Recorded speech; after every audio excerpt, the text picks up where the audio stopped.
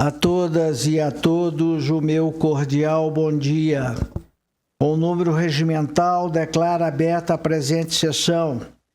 Para comunicação, alerto que os processos para julgamento sob os números 1, 2, 3, 5, 6, 7, 8, 9, 11, 13, 15 e 16 ficarão adiados para sessões subsequentes.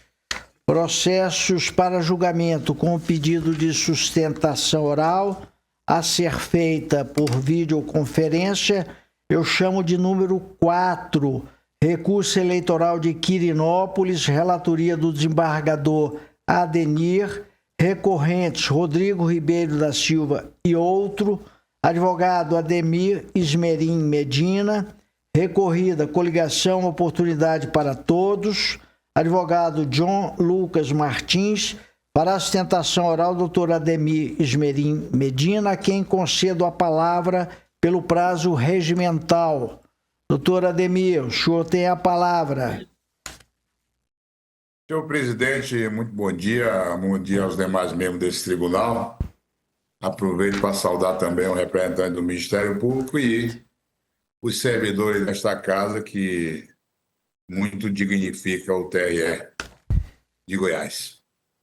Eu trago aqui, represento aqui dois recorrentes, Rodrigo Oliveira da Silva e Paulo César de Oliveira, que foram condenados a um pagamento de multa no valor de R$ 53.205 por divulgação de pesquisa de forma irregular, segundo a compreensão da doutora juíza lá da comarca da zona de Quirinópolis. Toda a defesa ela foi fundada na questão de que isso não era uma pesquisa, e sim uma enquete, ou que mesmo que fosse uma pesquisa, mas para efeitos internos. Os senhores sabem, mais do que eu, que quem é apenado quando tem pesquisas publicadas irregularmente é aquele que publicou. E neste caso aqui, há que se distinguir os dois recorrentes, porque o seu Rodrigo Oliveira da Silva, ele apenas elaborou a pesquisa, enquanto o Paulo César de Oliveira, ele publicou a pesquisa. Mas a doutora juíza não fez qualquer distinção. E anotou na sua sentença alguns tópicos que nos levam a discutir a forma como foi efetivamente feita em relação a isso. Alegou-se que a pesquisa não teve efeito viral, e em relação a isso, ela diz o seguinte: o argumento de ausência de efeito viral não merece prosperar em município de médio porte como Quirinópolis. Um grupo de 950 membros representa a parcela significativa do eleitorado,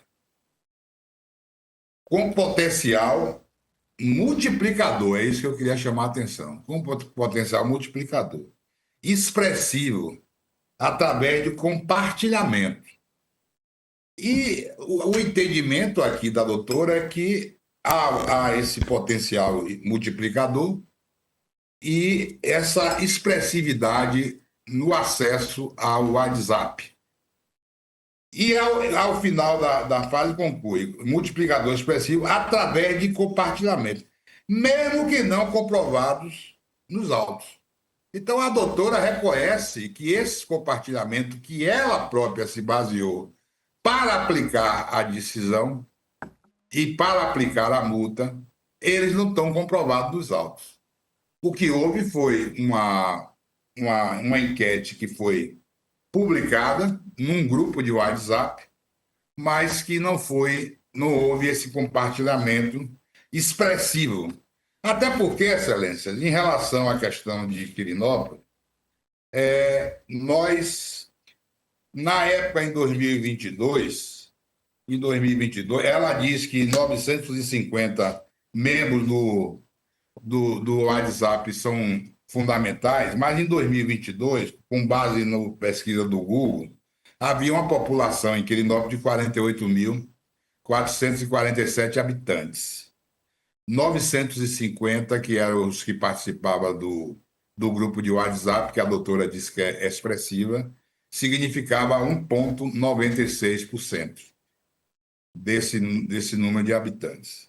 O prefeito eleito teve 15.823 votos, 59,43%, e o segundo colocado, 8.039, com 30,19%. Então, em relação a essa questão da influência desse grupo, vê-se por esses números que ela inexiste. E diz mais ainda a doutora, e mais, percebe-se pelo próprio nome do grupo de WhatsApp, Política Quiri 2024, que é o nome, que este não se trata de um grupo privado ou restrito, o que poderia afastar a incidência de multa. É evidente que é um grupo privado e restrito. O WhatsApp não se entra livremente, tem que ter autorização, tem que ter um convite. Ele é privado. O fato de ter 950 pessoas, ou ter 2.000 pessoas, 3.000 pessoas, não deixa de ser privado. Então, eu gostaria que Vossas Excelências, do alto da sabedoria, que é peculiar a esse tribunal, que analisasse esses pontos. E também, para concluir, eu trago ainda um trecho da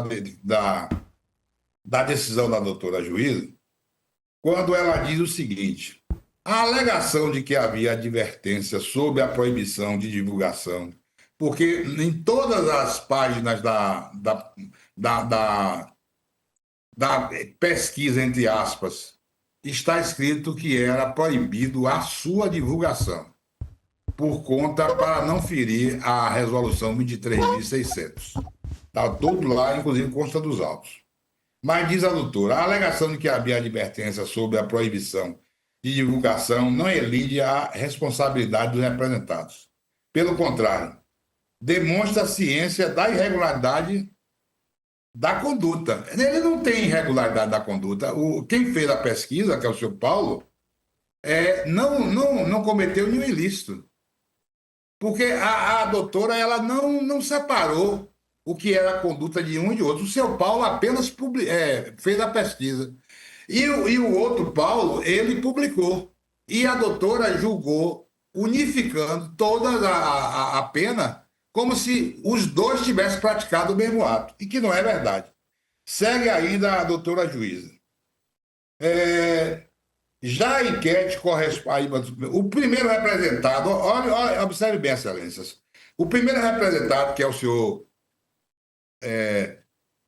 que não é o senhor Paulo, o primeiro representado, ao elaborar material com aparência de pesquisa oficial, mesmo ciente da vedação, e o segundo ao divulgá-la em grupo de WhatsApp, contribuíram para a disseminação de dados que podem influenciar indevidamente o eleitorado.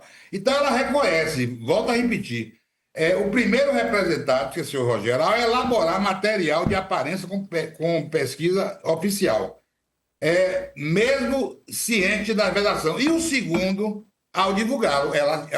Nesse parágrafo, ela diz qual é a conduta de um e a conduta do outro. Só que, ao julgar, ela não divide as condutas, ela julga como se os dois tivessem feito a pesquisa e tivessem publicado. Até porque fazer pesquisa não incide em nenhuma irregularidade. A questão é a publicação.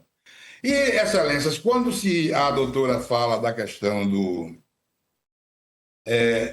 grupo privado ou restrito, ou então nessa questão mesmo, que não está comprovado nos autos, mas ela entende que houve a influência do eleitorado, na verdade é uma interpretação subjetiva.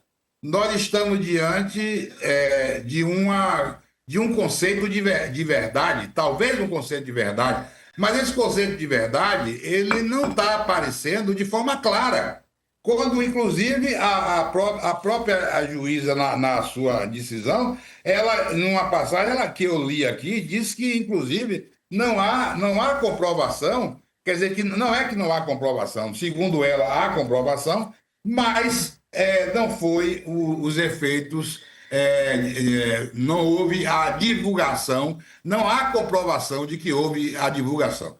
Então, com essas razões, senhor presidente, nós esperamos que seja analisado a defesa apresentada, pedindo desculpa a Vossa Excelência pela humildade da sustentação, mas que o tribunal ele divida o que é a responsabilidade de cada um e considere que não foi uma pesquisa que foi publicada, e sim uma enquete, uma espécie de enquete, e retire a multa aplicada.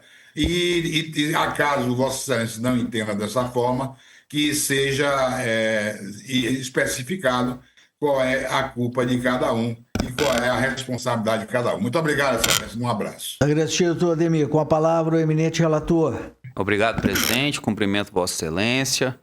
De igual forma, os demais integrantes da Corte. Cumprimento ainda o digno Procurador Regional Eleitoral, o advogado sustentante, os servidores da casa e os demais que nos assistem. Presidente, eu vou ficar com vista dos autos. Pois não. Vista ao eminente relator. Julgamento suspenso. Não há mais processo para julgamento com pedido de sustentação oral.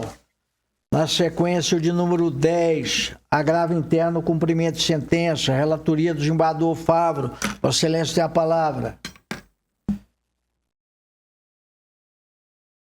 Agravo interno do Partido Progressista de Goiás da decisão monocrática que deferiu parcialmente a impugnação à penhora e determinou o desbloqueio de R$ 2.337,92, mantendo a Constituição de R$ 34.877,01 via Cisbajude. O partido sustenta que a irregularidade que originou a dívida em execução não configura malversação de recursos públicos, mas recebimento de recursos de fonte vedada, devendo prevalecer a empenhorabilidade do montante apreendido, já que é oriundo do fundo partidário. Ocorre que a decisão que julgou as contas tem a determinação de recolhimento de valores ao Tesouro Nacional por duas razões diversas. Uma pela omissão de despesas na prestação de contas, caracterizando a utilização de recursos de origem não identificada no valor de R$ 7.691,66. A outra no valor de R$ 112.231,36 pela malversação dos recursos do fundo partidário e do Fundo Especial de Financiamento de Campanha, caracterizada por doações financeiras a candidatos proporcionais de legenda não coligada com o partido doador. Depreende-se daí que o percentual da dívida referente à irregularidade, 93,59%, pode ser adimplido com recurso do fundo partidário, não podendo prevalecer a tese de sua empenhorabilidade. Não prevalece o argumento recursal de que a irregularidade de doação de recursos partidários a candidatos proporcionais de partido coligado com o partido doador seria mero recebimento de origem vedada. No caso, a determinação de devolução dos recursos ao erário foi imposta não ao candidato donatário, mas ao partido doador, e na gestão dos recursos públicos deu-lhes destinação vedada pela legislação, em evidente desvirtuamento da norma de regência.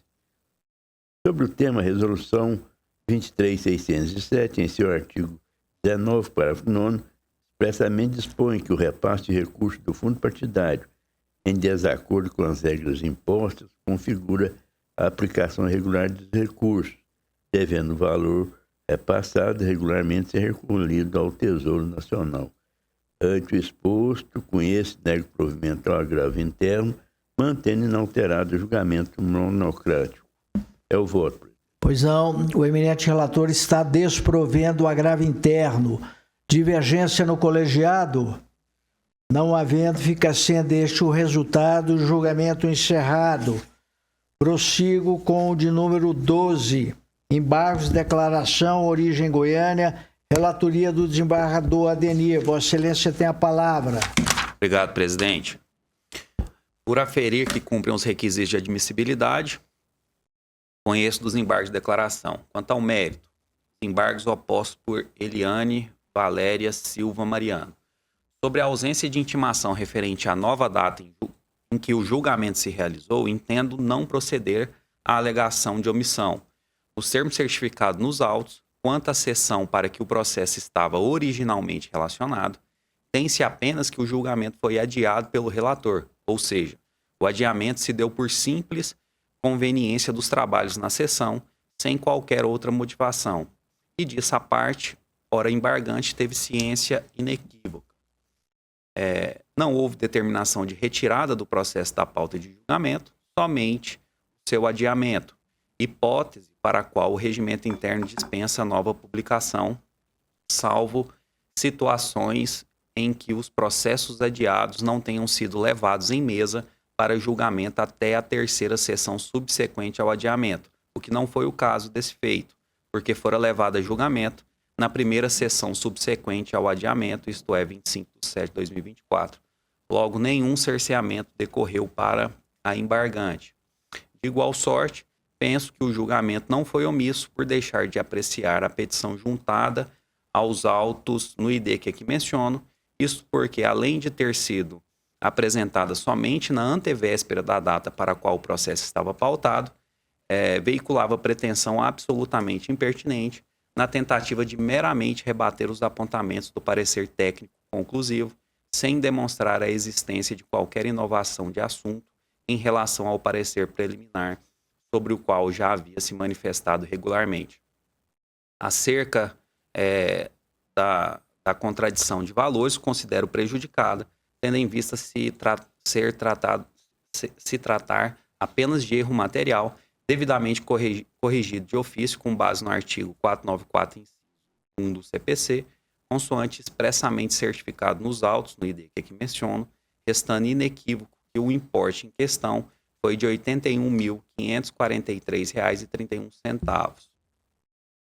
Quanto aos embargos opostos pela Procuradoria Regional Eleitoral, o segundo embargante sustentou que haveria contradição no acórdão embargado, alegando suposto tratamento distinto a irregularidades similares, com especial enfoque nos itens 17.12, 17.19 e 7.1 do parecer técnico.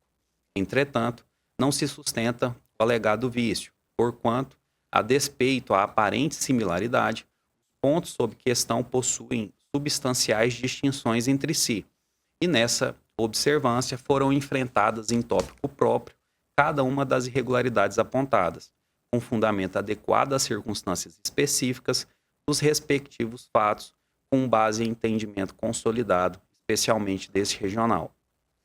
No tocante ao item 17.12, relativo à disparidade remuneratória entre os contratados para a mesma função, o voto condutor apontou expressamente que a jurisprudência desta Corte admite certa margem de discricionariedade nas contratações de pessoal, desde que observados os limites legais, sendo insuficiente por si só a diferença de valores para justificar a devolução sem outras provas de irregularidade, sendo firme o posicionamento no sentido de que critérios remuneratórios internos do pessoal de campanha não é matéria disciplinada pela legislação eleitoral, escapando, por isso, à fiscalização desta especializada e ficando a inteira discricionariedade dos candidatos e candidatas na gestão dos seus orçamentos de campanha, sendo também relevante destacar que a Lei 9.504 não estabelece qualquer piso ou teto remuneratório para colaboradores de campanha, apenas fixando em seu artigo 100A o limite total desse tipo de gasto em cada campanha. Diversamente do aludido item 17.12, em que se analisou parâmetros internos das despesas, no item 17.19, o exame centrou-se em parâmetros externos, referente à suposta prática de preços superiores aos de mercado para locação de veículos, apontamento desacolhido ante a inexistência de parametrização legal objetiva para aferição de valor de mercado no contexto eleitoral, bem como pela ausência de indícios de superfaturamento ou má-fé, o que também se encontra alinhado com precedentes deste tribunal. Por outro lado, quanto ao item 7.1, a devolução foi determinada diante da constatação de pagamentos efetivamente superiores aos pactuados nos contratos, sem qualquer justificativa documental, o que inviabilizou sua convalidação, especialmente considerando a origem pública dos recursos. Portanto, não se demonstrou contradição interna entre os fundamentos da decisão, mas sim juízos distintos de valor quanto à gravidade e ao contexto de cada irregularidade, o que é próprio da atividade jurisdicional, em que não se confunde com motivação diferenciada com contradição. Com esses acréscimos puramente esclarecedores, rejeita-se os vícios suscitados. Ante o exposto, conheço de ambos embargos de declaração e os rejeito, mantendo incólume o acordo embargado. É como eu voto, presidente. Pois não, o voto do eminente relator é no sentido de rejeição dos embargos. Divergência no colegiado, não havendo, fica sendo este o resultado, julgamento encerrado. Prossigo de número 14. Recurso eleitoral, origem Minasul, relatoria do desembargador Adenir. Vossa Excelência tem a palavra. Obrigado, presidente. Atendido os pressupostos recursais, conheço do recurso. A recorrente insurgiu-se contra a sentença do juiz eleitoral que julgou improcedentes os pedidos formulados na presente representação e trago aqui, o meu voto, trecho da sentença recorrida, trago o arcabouço jurídico, a qual feito, e sigo dizendo. No caso em julgamento, comprovou-se que a hora recorrida, vereador à época e candidata à reeleição, esteve presente no dia 21 de agosto de 2024, na Delegacia de Polícia de Minas Sul, no evento de inauguração da Sala Lilás, resultante do projeto Grupo Mulheres Protegidas. Foi juntada aos autos uma imagem do evento publicada nas redes sociais. Ademais, foram ouvidas testemunhas Shirley Alves de Araújo e Isael Santos Farias, nos itens que aqui menciono, que afirmaram em si. Reproduzo aqui, eles afirmaram.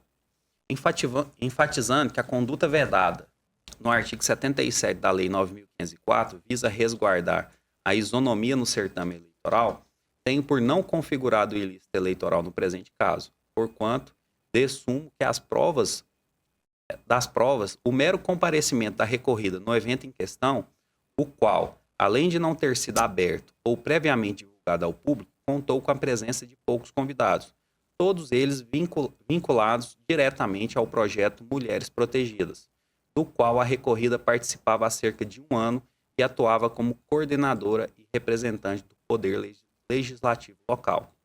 Ademais, não houve comprovação de qualquer destaque na participação da recorrida no evento, a exemplo de discursos, e nem de qualquer conduta eleitoreira por parte ou em favor dela, o que repele a alegada configuração da conduta vedada na legislação eleitoral. Trago aqui. Então, entendo, pois, que a manutenção da sentença se impõe. Posto, acolhendo o parecer da Procuradoria Regional Eleitoral, conheço do recurso e o desprovejo. Como voto, presidente? Pois não, o voto do eminente relator é no sentido de desprover o recurso. Divergência no colegiado, não havendo, fica sendo este o resultado, julgamento encerrado. Prossigo de número 17, agravo interno, Goiânia, relatoria do desembargador Adenir. Vossa Excelência tem a palavra. Obrigado, presidente. A interposição atendeu os requisitos próprios, pelo qual conheço o agravo interno. Quanto ao mérito, na minha concepção, é manifestamente infundada a pretensão da Advocacia Geral da União de ver a prevalência de seus normativos internos em sobreposição ao disciplinado pela Resolução TSE 23.709 para o cumprimento de decisões da Justiça Eleitoral, enfatizando que, nessa matéria, o princípio da especialidade normativa encontra reiterada aplicação na jurisprudência deste regional.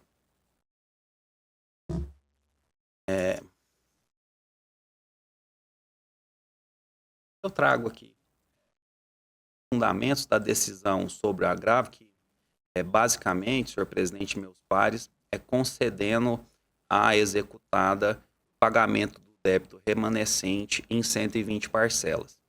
Então, com estribo, no mesmo raciocínio, e reconhecendo a inexistência de normativa especial que discipline a feitura de acordos de parcelamento ou estabeleça padrões de cláusulas para essa finalidade, entendo não merecer acolhido o pedido subsidiário da agravante para que a formalização dos termos de parcelamento seja incumbida à SJD, por ser evidente que o ônus deve recair à EGU, ora agravante pelo seguinte motivo: é parte exequente neste feito e é adequadamente estruturada para esse tipo de atividade. Sua atuação neste feito é remunerada com honorários nos termos do artigo 29 da Lei 13.327. Então, senhor presidente, estou conhecendo do agravo interno e desprovendo para manter a decisão que deferiu a parte devedora o pagamento da dívida de 120 parcelas mensais. Então, na decisão agravada, senhor presidente e meus pares, a devedora, de fato, comprovou que não possuía condições de arcar no limite do parcelamento apresentado pelo exequente, trouxe imposto de renda, trouxe documentos relevantes, já tinha pago grande parte do débito. Eu vendo os autos aqui, infelizmente, ela até veio a óbito. Então, senhor presidente, eu estou mantendo, continuo na linha de manter esse parcelamento mais alongado. Como eu voto, presidente? Pois não, voto eminente relator no sentido de desprover o agravo interno. Divergência no colegiado. Não havendo, fica sendo este o resultado e o julgamento encerrado. Prossigo com o de número 18.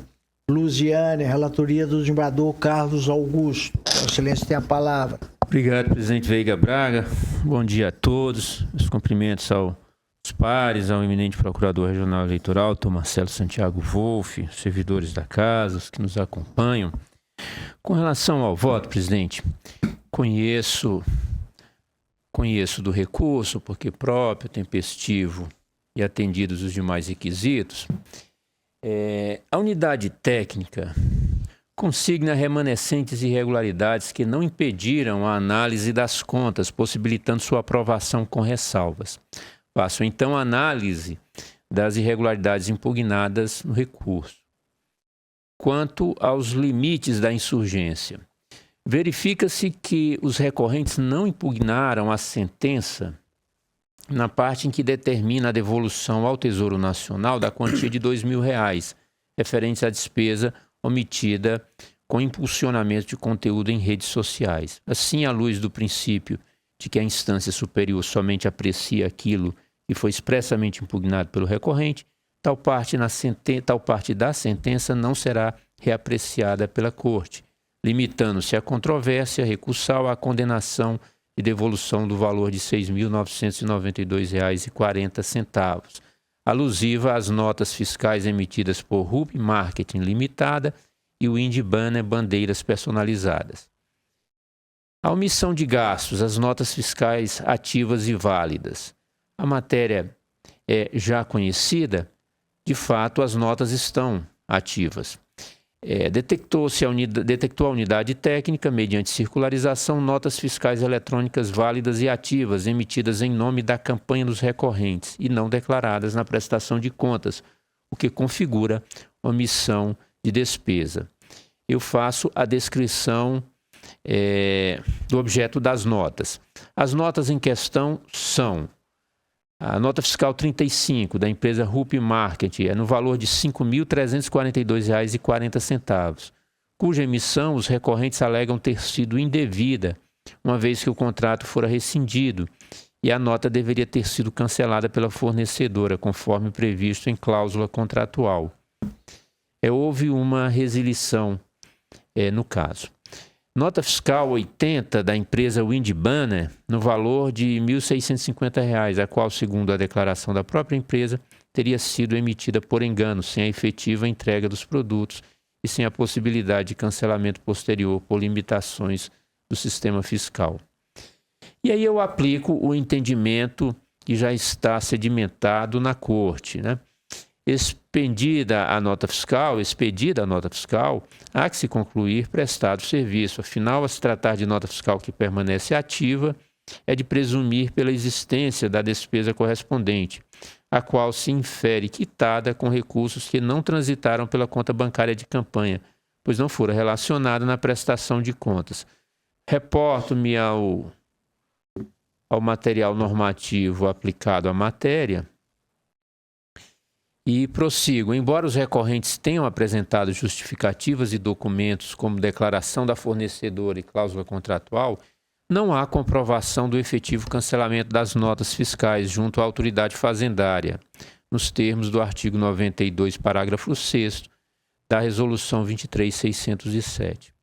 Como pacificado pela jurisprudência deste regional, a nota fiscal ativa presume a ocorrência da despesa e sua quitação com recursos que não transitaram pela conta bancária específica de campanha, caracterizando assim recurso de origem não identificada, nos termos do artigo 32.6 da 23.607.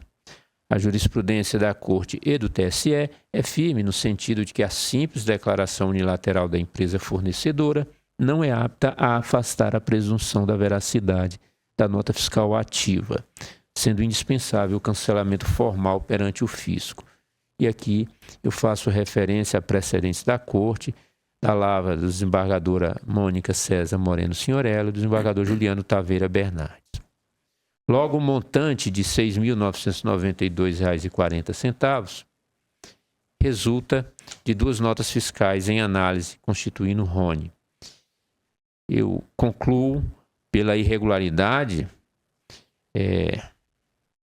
no tocante a esse valor, né, que é da ordem de R$ 8.992,40, que é um valor correspondente a menos de 1% do total de recursos financeiros movimentados na campanha.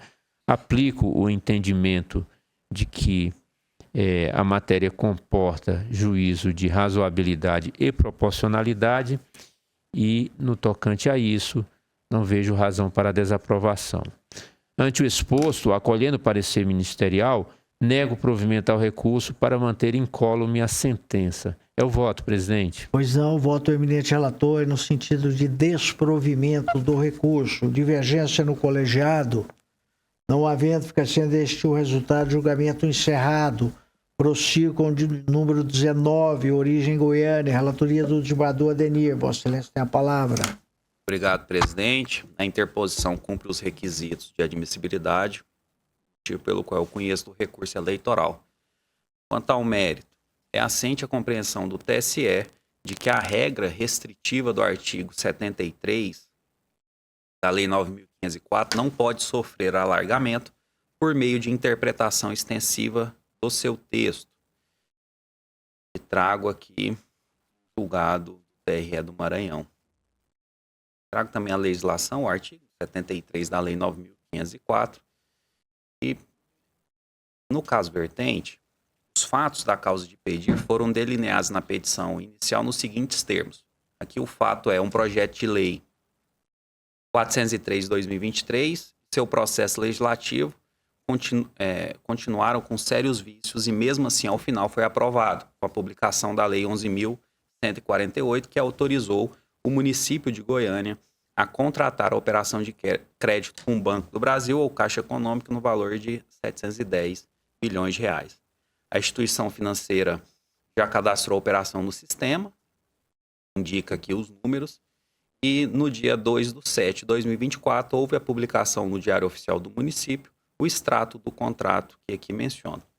Portanto, é incontrovérsia que a conduta impugnada consistiu na contratação de empréstimo bancário, o que penso evidenciar a não configuração da conduta vedada do artigo 73, 6º, a linha A, da Lei das Eleições, tendo em vista que esse tipo de alocação financeira não caracteriza transferência voluntária de recursos da União ou dos Estados, a qual possui definição objetiva no artigo 25 da Lei Complementar 101, com a seguinte dicção: entende-se por transferência voluntária a entrega de recursos correntes ou de capital a outro ente da federação a título de cooperação, auxílio ou assistência financeira que não decorra de determinação constitucional, legal ou os destinados ao Sistema Único de Saúde.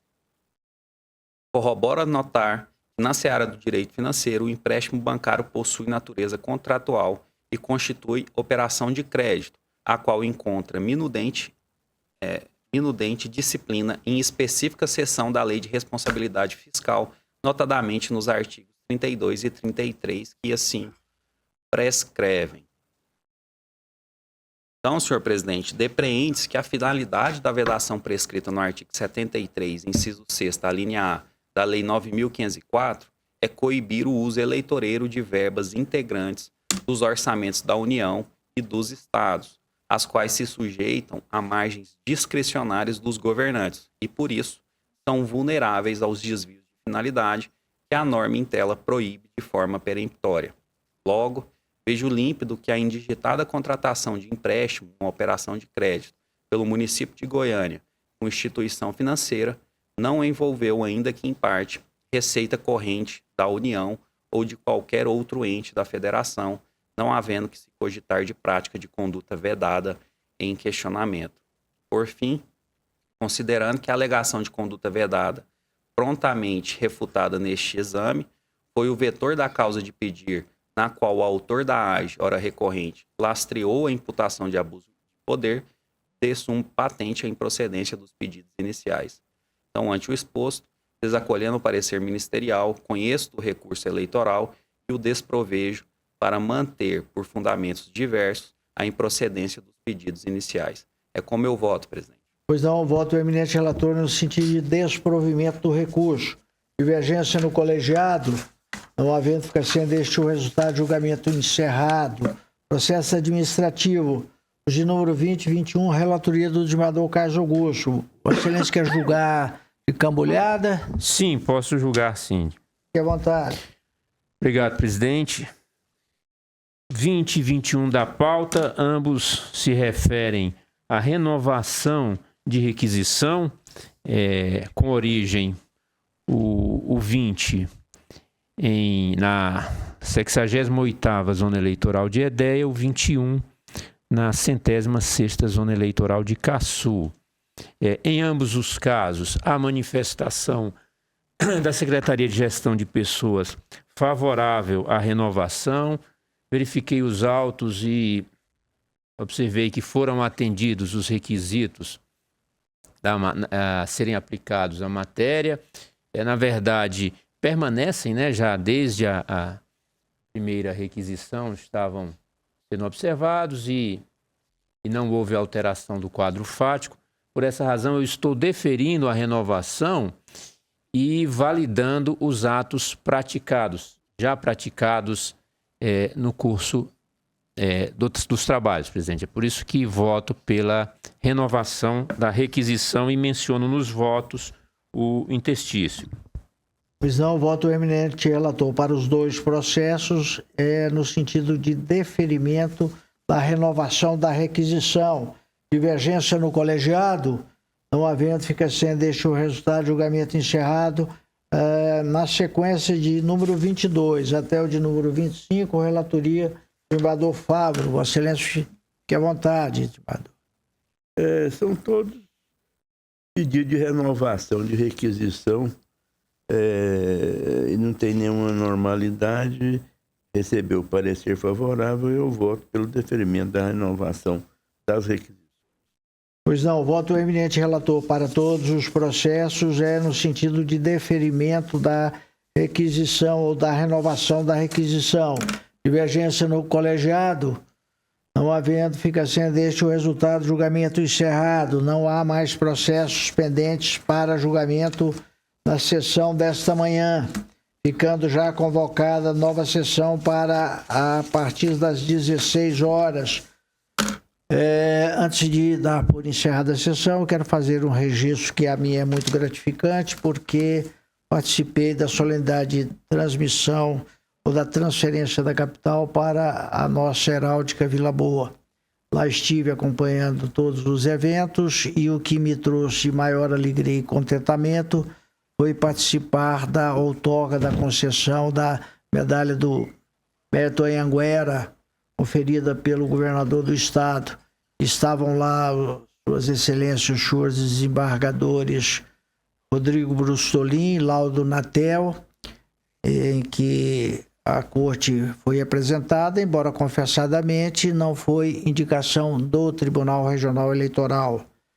As excelências foram indicadas por pessoas ou instituições outras, mas integrando este colegiado não poderia passar sem o registro de que o Tribunal Regional Eleitoral se sente engrandecido pela merecida outorga. Mas, à conta do Tribunal Regional Eleitoral, foram feitas 6 indicações, todas concedidas pelo senhor governador, e 3 foram dirigidas a servidores do Tribunal Regional Eleitoral ou, especificamente, da Justiça Eleitoral.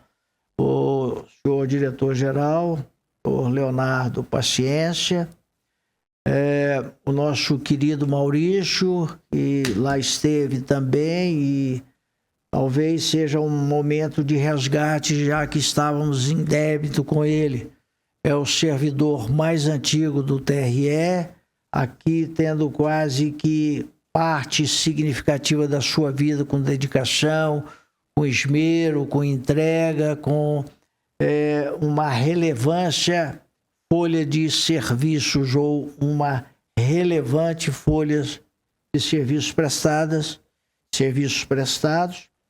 assim como a carta horária da cidade de Jussara, que lá está quase que conduzindo a Justiça Eleitoral, serviços de apoio à Justiça Eleitoral pelo cartório, numa solidão que é tremenda, porque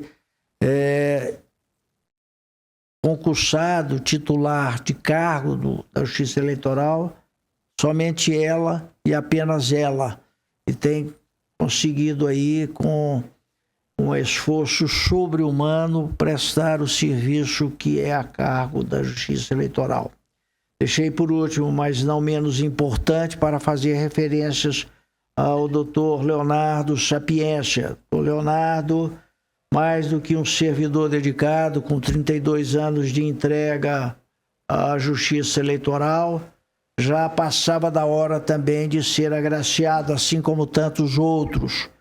Mas este servidor, pela sua dedicação, pelo seu empenho, pela sua reconhecida competência, também recebeu a honraria.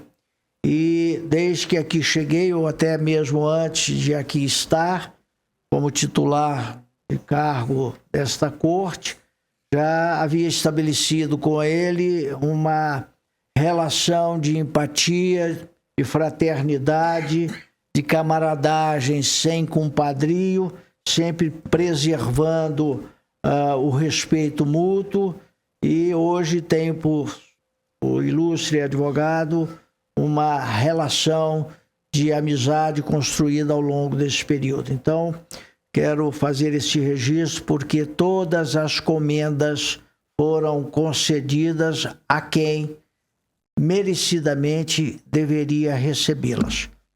Algum outro registro, alguma manifestação? Presidente, só... Pois não? A nossa decana, por favor. Pois não, desembargadora Alessandra. Bom dia, presidente. Bom dia. Cumprimento Vossa Excelência, cumprimento todos os integrantes da Corte, o Procurador Regional Eleitoral, os servidores da Casa. Apenas para deixar registrado aqui os meus parabéns a todos aqueles que receberam meritoriamente a comenda ontem em Goiás, todos eles merecedores desse agraciamento e desse reconhecimento pelo trabalho, pela importância de fazerem parte do TRE de forma bem significativa e diferenciada. Só para deixar registrados, parabéns a todos. Pois não, muito agradecido. Senador Carlos Augusto. Presidente, só para me associar a Vossa Excelência e as palavras já da nossa decana, né? Homenagear também aqui, prestar o meu registro de homenagem aos ilustres servidores que foram homenageados com a comenda, uma justa referência ao trabalho, ao Dr. Leonardo Sapiência, que tem feito um trabalho brilhante conduzindo o nosso tribunal nas tarefas administrativas, traçando estratégias, ao senhor Maurício, que a lembrança do nome dele não é só uma homenagem ao tempo de serviço, mas também à sua competência, né? Isso mostra que no serviço público nós encontramos servidores que mais o tempo passa, mais aumenta o seu comprometimento com a excelência do serviço prestado. A nossa homenagem também à cartorária da cidade de Jussara, que reúne, vamos dizer assim, todo o esforço que muitos servidores fazem no interior adentro, aí tocando as atividades. Eu bem conheço essa realidade, porque já estive em Uberaba. Minha esposa trabalhou no cartório lá e me dava notícia de como o pessoal se dedicava e como havia muito trabalho por fazer. Então é só apenas e tão somente para dizer que eu me associo com alegria à lembrança do nome desses 3 servidores, né? E também lembrar que nesta mesma sessão de homenagens que Sua Excelência, o Governador do Estado, prestou a personalidades ilustres, foi lembrado o nome do professor Ibsen Noronha, também tem uma relação com o nosso tribunal, tem sido uma referência para o esforço de Vossa Excelência para expandir laços além fronteiras com instituições acadêmicas, né? Lembrar também a importância de ver o professor Ibsen Noronha sendo lembrado e justamente homenageado pela Comenda. Apenas esse registro, presidente. Obrigado. Pois não, eu agradeço. Eu não fiz referência ao professor Ibsen, o embaixador Carlos Augusto faz em boa hora, porque me limitei aos que integram a corte, seja na condição de desembargadores ou de servidores. Mas, para além desses que foram agraciados, outros foram a cargo do TRE a indicação, e o professor Ibsen, nesse seleto rol, e realmente ficou ele muito emocionado, ficou muito tocado e soube compreender a significação daquele evento. O que eu devo dizer, e espero que fique para a posteridade, é que esta foi a minha última presença na cidade de Goiás com a transferência do TRE. Inaugurei este tempo no ano passado, porque o TRE saiu da cidade de Goiás em 1932 e para lá nunca mais retornou. Eu achei que estava na hora de cumprir o caminho de retorno, participando dessa solenidade que é significativa. E espero também quem me suceder na presidência do TRE dê continuidade a este novo tempo, que foi pela primeira vez na história dessa comenda, que já data de muitos e muitos anos, coube e foi permitido ao TRE que fizesse indicações. Até então nunca houvera essa oportunidade. Então, quem vier na minha sucessão, que não deixe que este momento, essa oportunidade não se cumpra, e prestigie, sejam integrantes da corte, sejam servidores, sejam pessoas que de forma direta ou oblíqua tiveram contribuição ou deram a sua contribuição para a justiça eleitoral. Nada mais havendo, declaro encerrada a presente sessão, apresentando a todas e a todos o meu cordial bom dia.